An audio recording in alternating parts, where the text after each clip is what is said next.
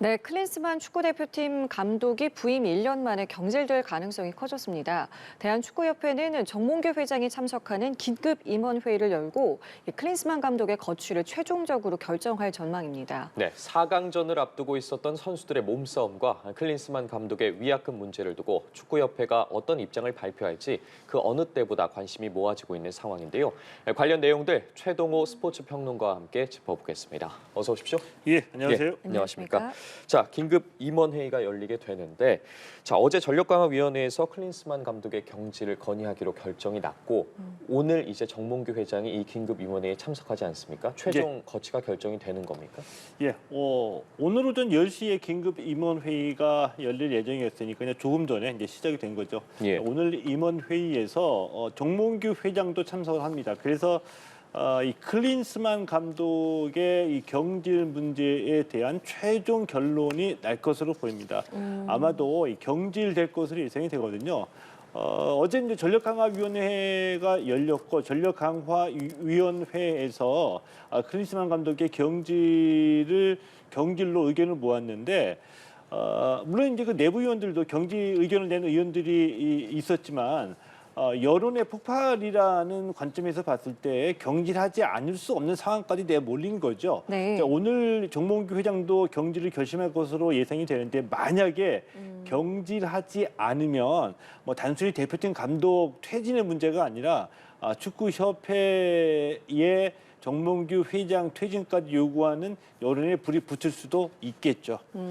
이 어떤 결론이 나올지는 이제 저희가 좀 지켜봐야겠습니다만은 지금 문제는 또 우리 축구 대표팀 선수들 간의 어떤 물리적 충돌이 있었다. 이 내용이 전해져서 굉장히 많은 이제 팬들이 충격을 받았는데 문제는 이제 이게 조금 지금 또 진실 공방으로 좀 번지고 있는 것 같아요. 이 부분 좀 어떻게 보고 계세요?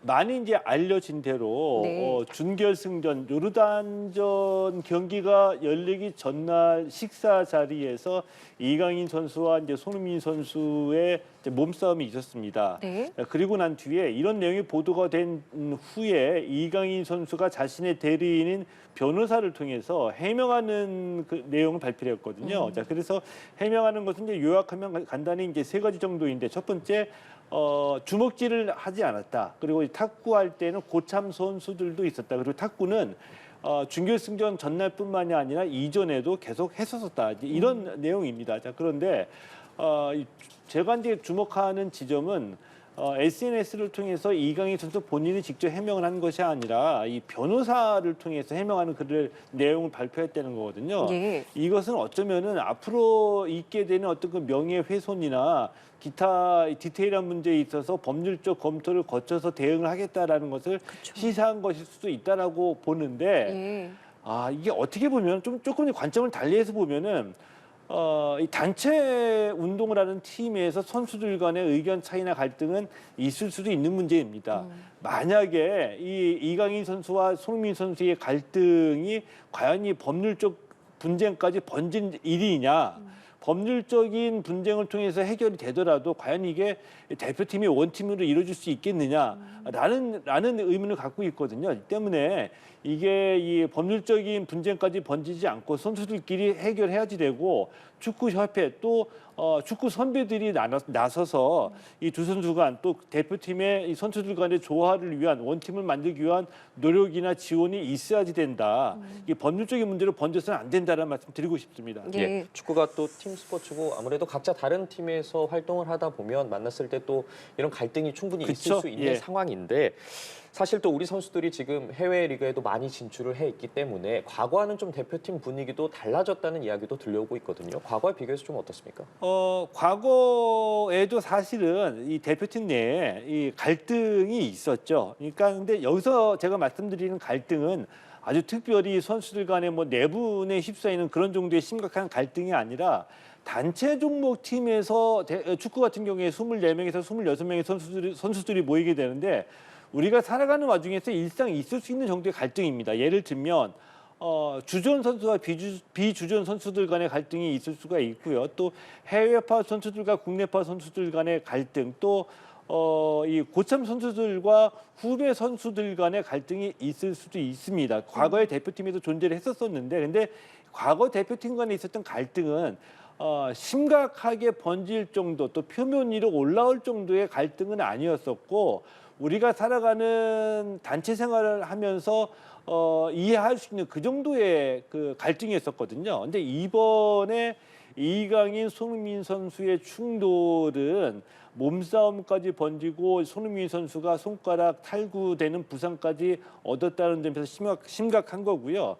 그리고 이 문제 해결을 위한 우리가 바라봐야 되는 이 관점은 단순히 식사 시간에 탁구 때문에 번진 것이 아니라 그동안 이강인 선수에 대한 이 고참 선수들의 불만이 조금씩 누적된 것이 저녁 식사 시간에 터졌다 네. 때문에 대표팀 관리에 좀 더 신경을 써야지 되겠고 이 축구 선배들의 대표팀 원팀을 만들기 위한 노력들이 좀 기울여져야지 된다라는 말씀 좀 드리고 싶습니다. 근데 이제 축구 팬들은 그런 이야기도 해요. 이게 클린스만 감독의 이제 경질 목소리가 좀 나오다가 요 내용이 이제 갑자기 등장을 했잖아요. 예. 그러니까 이게 좀 시선을 돌리기 위한 언론 플레이가 아니냐 이런 이제 의문에 이제 눈초리를 좀 보내는 것도 있는데 이 부분에 대해서는 좀 어떻게 보세요? 일종의 그 이슈 전환을 위한 네. 그러니까 크리스만 감독과 정몽규 회장에 대한 비판을 선수들 쪽으로 돌리기 위한 이슈 전환용 언론 플레이다라는 이제 지적이 나오고 있는데요. 지적이라기보다는 저는 일종의 그 음모론에 가까운 이제 추측이라고 보는데 네. 한 가지 석연치 않은 대목은 있습니다. 그것은 뭐냐면은 영국의 이 더 선지가 최초 보도를 했죠. 그쵸? 예. 근데 더 선지가 한국 축구에 그렇게 특별한 관심을 기울일 만한 이유는 전혀 없습니다. 그리고 카타르 아시안컵이 열리는 카타르 현지에 취재 기자를 파견하지도 않았고요. 그렇다고 한다면 분명히 취재 기자의 취재에 의한 보도가 아니라 누군가가 제보했을 가능성, 제보라고 한다면은 이 대표팀 관계자가 제보했을 가능성이 크다는 것은 좀 석연치 않은 대목인데 상식적으로 이제 생각을 해 보더라도 손흥민, 이강인 선수의 충돌이 보도가 나간 직후에 클린스만 감독과 정몽규 회장, 축구협회에 대한 비판이 과연 이게 사라지겠느냐. 그것은 의문이거든요. 손흥민 선수 간의 충돌이 있다고 하더라도 대표팀 관리 문제가 분명히 이슈로 떠오를 것이고 그렇게 된다고 한다면은 결국 축구협회와 이 클린스만 감독에게도 책임론이 불거질 것이기 때문에 이 이슈 전환용으로 의도적이고 계획적이었다라는 데는 저는 좀 쉽게 동의가 안 갑니다. 예. 예, 어떤 게 진실이고 사실일지 좀 더 지켜봐야 할 것 같은데 자 다시 클린스만 감독 경질 이야기로 좀 넘어와 보도록 하겠습니다. 예. 클린스만 감독을 경질할 경우에 위약금이 약 100억 원에 달한다고 하는데 축구협회가 감당할 수 있는 금액인 겁니까? 어렵기는 하지만 감당 못할 리는 없다라고 봅니다. 뭐 최악의 가정을 해본다고 한다면은 뭐 대출이라도 해가지고 위약금, 그러니까 자녀 연봉을 지급을 해야 되겠죠. 하지만 우리가 여기에서 지켜볼 포인트 중에 하나는 지금 잠시 어렵더라도 이 대표팀 감독 클린스만 감독을 경질하는 것이 우리에게 득이 되느냐 실이 되느냐를 따져야 되겠죠. 예. 가장 본질적인 문제가 무엇이냐. 대표팀 경기력을 향상시키고 월드컵에서 성적을 거두는 것입니다. 그렇죠. 이것이 가장 본질이라고 한다면 본질적인 문제에서 봤을 때는 문제가 드러난 신뢰를 잃은 클린스만 감독은 결국 경질하는 게 나은 것이다라고 볼 수가 있겠고요. 이러한 해법이 결국에는 한국 축구 발전에도 도움이 될 것이다. 이다라고 봅니다. 축구협회의 재정 문제에도 도움이 될 수 있다라고 보는데 이 얘기는 무슨 얘기냐면 예를 들면 지난 카타르 월드컵 때 우리가 16강에 올라가면서 FIFA로부터 받은 이 배당금이 1,450만 달러, 그러니까 우리 돈으로 190억 원이었었거든요. 예. 16강에 올라가지 못하면 이보다 적은 액수를 받았겠죠. 때문에 네. 대표팀 경기력을 향상시켜서 제대로 된 성적을 낸다고 한다면은 지금 자녀 연봉 지급에 대한 좀 부담은 있다고 하더라도 결국에 FIFA 월드컵을 통해서 FIFA로부터 좀 더 높은 배당금을 받을 수가 있겠고 이로 인해서 대표팀에 대한 국민적인 지지가 더 폭발하고 인기를 얻게 되면 뭐 대표적인 예로 A매치 경기마다 다 입장권이 매진될 거고요. 마케팅 효과로 인한 마케팅 수입도 훨씬 더 늘어나겠죠. 네. 때문에 장기적으로 보면 재정적인 문제로 본다고 하더라도 그렇게 크게 손해 볼 일은 아니다라고 저는 생각을 합니다. 아까 잠깐 또 그 정몽규 회장에 대해서 잠깐 언급을 해주셨습니다만은 축구 팬들은 이 정몽규 회장도 책임을 져야 된다는 목소리를 일각에서는 좀 내고 있어요. 아직 임기가 좀 남아 있는 걸로 알고 있는데 이 부분에 대한 책임은 좀 어떻게 물어야 될 거라고 보세요? 좀 정몽규 회장도 굉장히 고민스러울 겁니다. 그리고 축구 팬들이 정몽규 회장의 책임론을 제기하는 그 배경에는 클린스만 감독의 이 선임 과정의 그 투명성이 좀 결여되어 있기 때문이거든요. 네. 일단은 저는 정몽규 회장에게 좀 해법을 드리고 싶은 일종의 그 제안으로서 네. 오늘 임원 회의 끝나고 난 뒤에 행보가 결정적인 터닝 포인트가 될 수 있다라고 보거든요. 무슨 뜻이냐 하면은요. 오늘 임원회의에서 반드시 클린스만 감독 경질을 마무리 지어야 됩니다. 그리고 임원회의가 끝나고 난 직후에 정몽규 회장 본인이 직접 브리핑을 해야 되겠죠. 기자회견에 나서야 됩니다. 그래서 클린스만 감독 경질을 발표하고 클린스만 감독 선임할 때 투명하지 못했던 과정이 있었다라는 것에 대해서 본인이 대국민 사과를 하고 그리고 앞으로 이 감독을 경질하고 새로운 감독을 이 두 번 다 똑같은 실수를 저지르지 않게 네.